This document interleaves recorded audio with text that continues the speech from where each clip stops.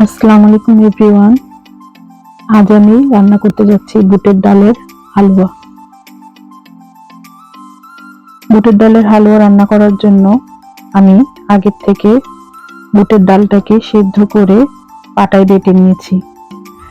এখন আমি চুলায় প্যান বসিয়ে দিয়েছি। প্যানটা হালকা গরম হলে এতে আমি 1 কাপ ঘি দিয়ে দেব।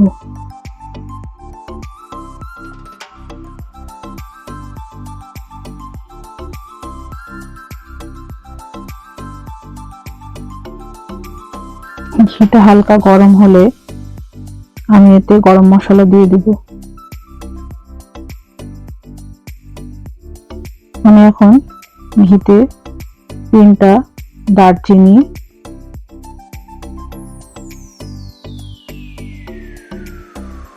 আর 4-5টা এলাচ দিয়ে দেব। গরম মশলাগুলো ঘিতে দেওয়ার পর আমি হালকা ভেজে নেব।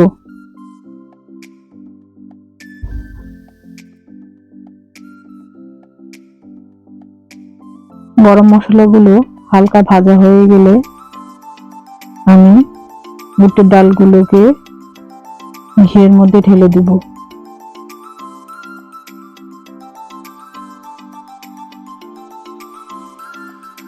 এখানে আমি 500 গ্রাম বুটের ডাল সিদ্ধ করে পাটায় বেটে নিয়েছি। এখন আমি এগুলোকে ঘিতে ঢেলে দেব এবং ভালোভাবে এটাকে ঘিয়ের সাথে ভেজে নেব।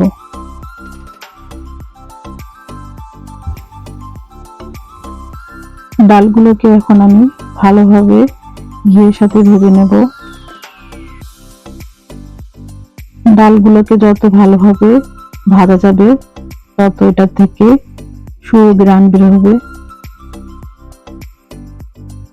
এটাকে অনবরত নাড়তে হবে, নাড়া থামানো যাবে না। ভালোভাবে নেড়ে নেড়ে এটাকে একেবারে ঝুরঝুরে করে ভেজে নিতে হবে। আমি খুন্তি দিয়ে ঘুরিয়ে ঘুরিয়ে এটাকে ভেজে নিচ্ছি। এই বুটের ডালের হালুয়া আমার মার হাতেরটা অনেক মজা লাগতো। আমরা ছোটবেলায় আমার মায়ের বুটের ডালের হালুয়া আমার মা রান্না করতো, খেতে অনেক ভালো লাগতো।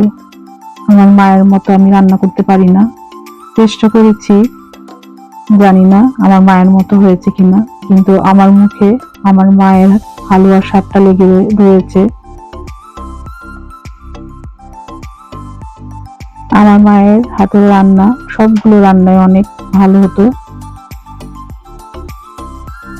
আমি চেষ্টা করি আমার মায়ের মতো রান্না করার জন্য, কিন্তু আমার মায়ের মতন হয় না। আমি হালুয়াগুলোকে ভালোভাবে নেড়ে নেড়ে ভেজে নেব।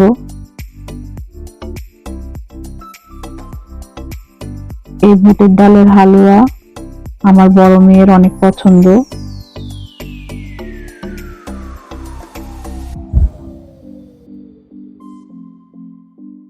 ডালগুলো ভাজা হয়ে আসতেছে, প্যান ছেড়ে দিচ্ছে, এটা আরো ভাজা হবে, একেবারে ঝুরঝুরে হয়ে যাবে। যে এখন একেবারে ঝুরঝুরে হয়ে গিয়েছে। যখন এরকম ঝুরঝুরে হয়ে যাবে তখন আমি এতে চিনি দিয়ে দিব। ডালগুলোকে একটু ভালোভাবে নেড়ে চেড়ে আমি চিনি দিয়ে দেব।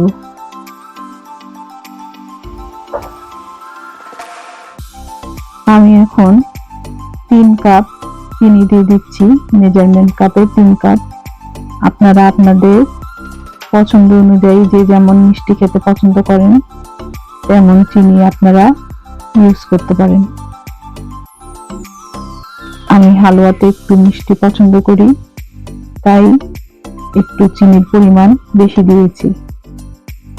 চিনিটা যখন পানি ছাড়া আরম্ভ করবে তখন আমি আবারও ভালোভাবে নাড়িয়ে নেব। কিছুক্ষণ নাড়ানোর পর আমি এতে 1 মগ গরুর দুধ দিয়ে দেব। এই বুটের ডালের হালুয়াটা আমি দুধ দিয়ে রান্না করব। আমি আরো 1/2 মগ দুধ পরে দেব। প্রথমে এটাকে ভালোভাবে মিশিয়ে নেই। দুধটা দিলে বুটের ডালের হালুয়ার টেস্টটা আরো বেশি হয়, খেতে অনেক মজা লাগে।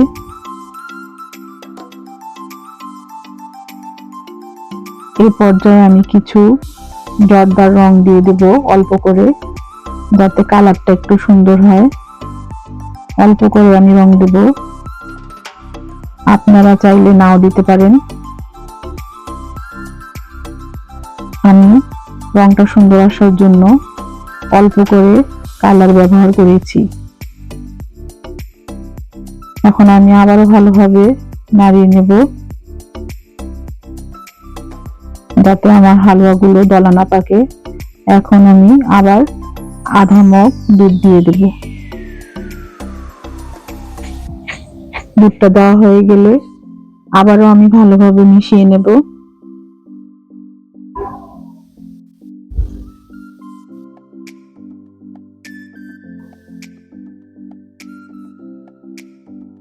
এই বুটের ডালের হালুয়া রান্না করা অনেক কষ্ট, অনেক নাড়াতে হয়। এখন আমি আরো কিছু পরিমাণে ঘি দিয়ে দিচ্ছি। এই হালুয়াতে ঘিয়ের পরিমাণটা একটু বেশি দিলে ভালো লাগে। আমি এতে আরো ঘি দিব। আমি এখানে 1.5 কাপ ঘি ইউজ করেছি। ঘিটা দেওয়া হয়ে গেলে আমি ভালোভাবে মিশিয়ে নেব। ঘিয়ের গ্রানে চারিদিক মোমো করছে। হালুয়াটা হয়ে এসেছে। এখন আমি এতে ড্রাই ফ্রুট দিয়ে মিশিয়ে নেব। আমি প্রথমে কাঠবাদাম কুচি দিয়ে দেব, অল্প করে আমি দিয়েছি। পরে আবার সার্ভ করার পরে উপর থেকে